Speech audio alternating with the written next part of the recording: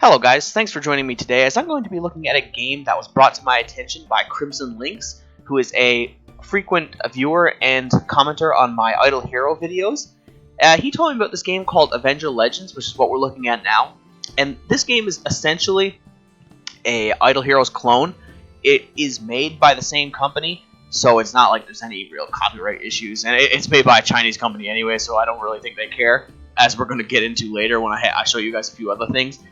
But for the most part, this is a very similar game to Idle Heroes, and it's pretty fun. I've been playing it for just under a week, and it's very reminiscent of when I first started Idle Heroes.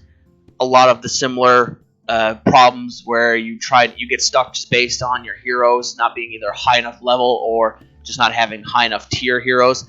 In this game, instead of using like the star system, they use an actual like S, A, B, C, and D rank, with S being the highest, of course. But they also do have the star level, but it's used in a much different way, where it kind of indicates the power of your hero instead of the rank, if that makes any sense. It's kind of hard to explain without really getting into more detail about it. And I'm not too well versed in this game myself right yet, because like I said, I've only been playing for about a week. But it's pretty interesting. If you're fans of Idle Heroes, I would definitely check it out. It shares a lot of the common themes, like the dungeon, for example, is very similar to the Tower of Oblivion. The campaign is very similar to the regular campaign of Idle Heroes, where you just go through a series of battles, and the higher you get, the better your rewards are.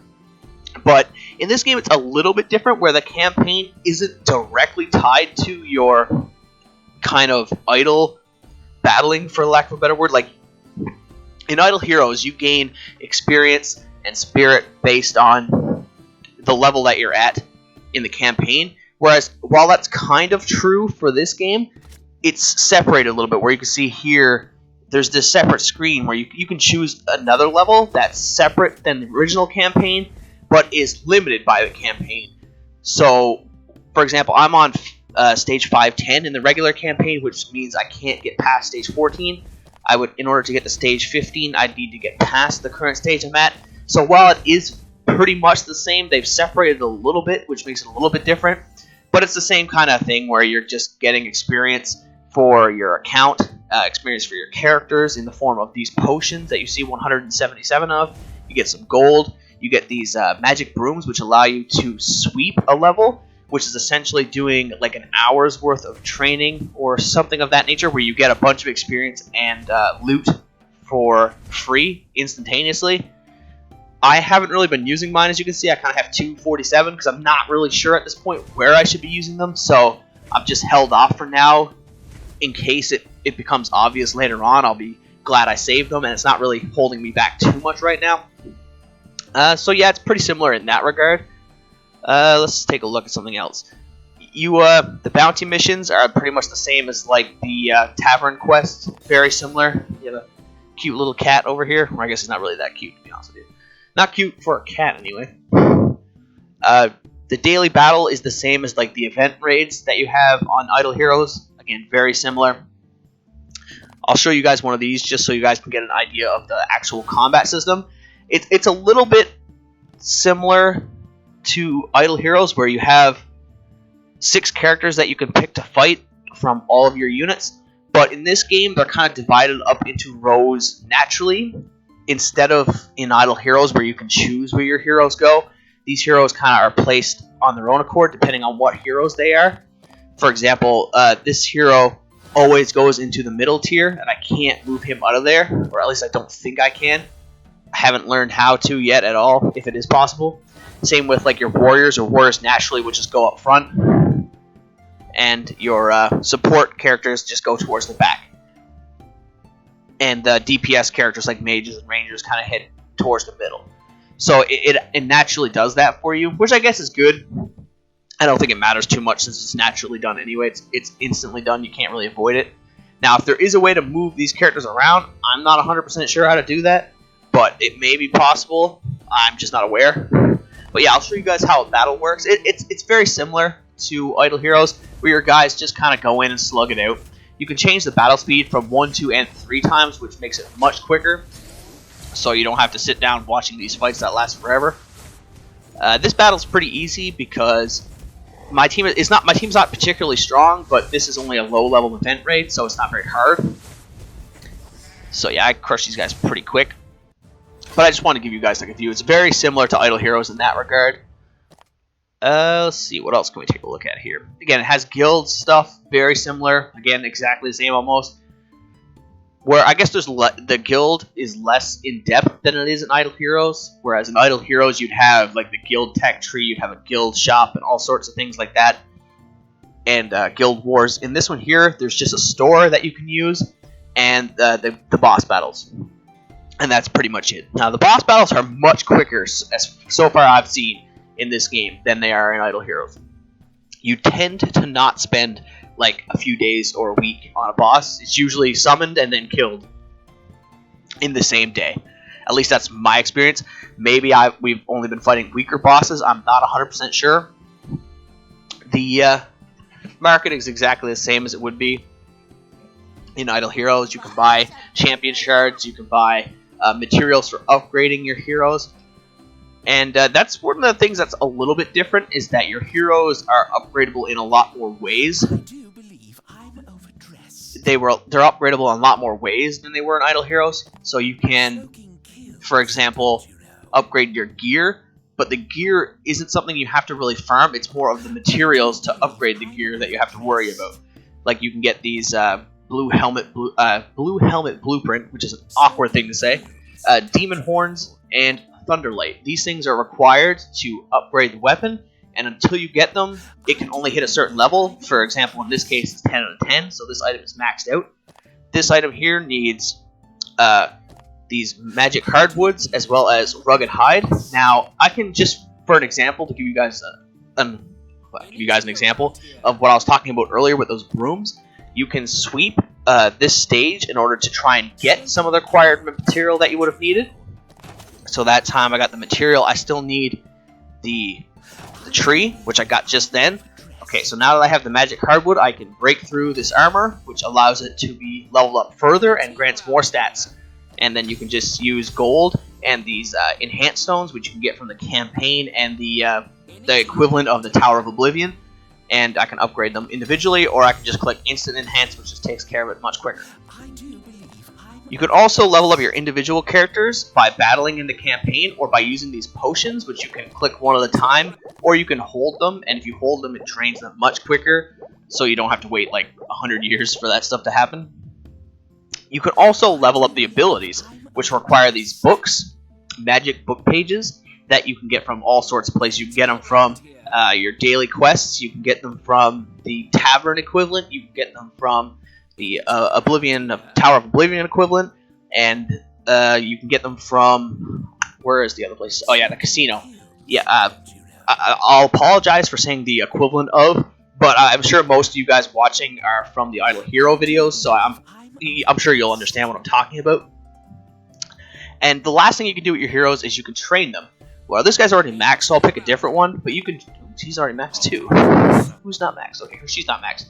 You can give these characters essentially money to raise their basic stats by a little bit, but it doesn't always raise it. Sometimes it lowers it, or sometimes it keeps it neutral. So you can see here, health went up by 25, magic attack went -1, physical armor was +3, and magic resistance was -1. So you can kind of get a mixed bag out of it, and it costs a nice bit, so it's kind of like a money dump when you've got all of the things done. So I don't really worry about that too much right now, but it can help you out in the long run, like if you don't have anything else you can use. This game also has your friendship currency, just like Idle Heroes has. Instead of using hearts, though, they use these thumbs up likes, which are essentially Facebook clones. And they also have the daily login bonuses, same as Idle Heroes had. Now, one of the key things I want to bring up that I kind of saved to last is this game seems to kind of take a lot of liberties with its assets. And by that I mean, you can look at a character like this character who manages the casino, and if you've ever played League of Legends, you can tell that is like a straight ripoff of the Arcade Misfortune skin. And while I personally don't mind that might get on some people's nerves to know that this is a Chinese developer that's just completely scamming Riot Games, and that's rather unfortunate. And that's not the only example. It happens a few times. You can see characters like, let's see, characters like, where's another example? Characters like this character here, the Conqueror. That's essentially a character called Vi from League of Legends. You have a character here called Katarina, which incidentally is kind of like a cross between 3 different League of Legends characters.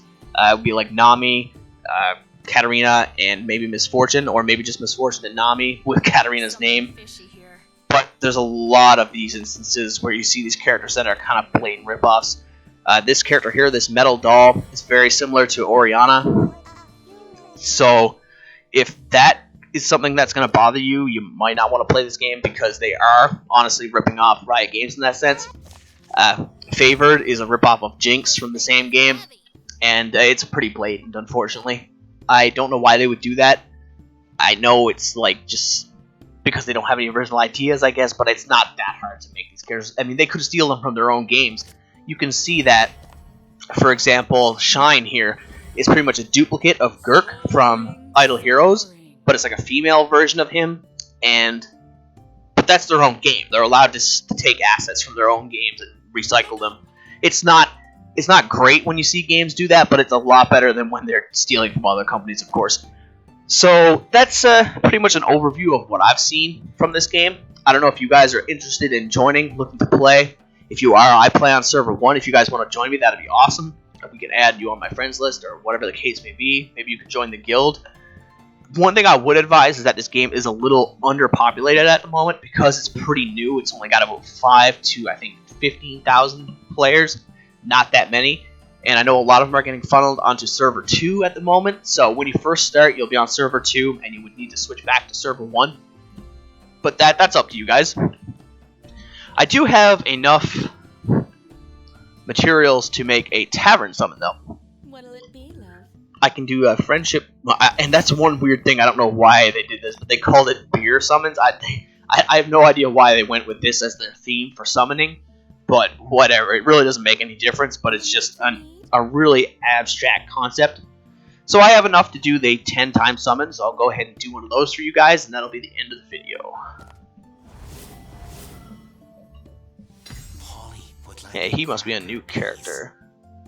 Oh wow, it just said that I got Shine in the tavern before I got him. Okay, that's actually really awesome.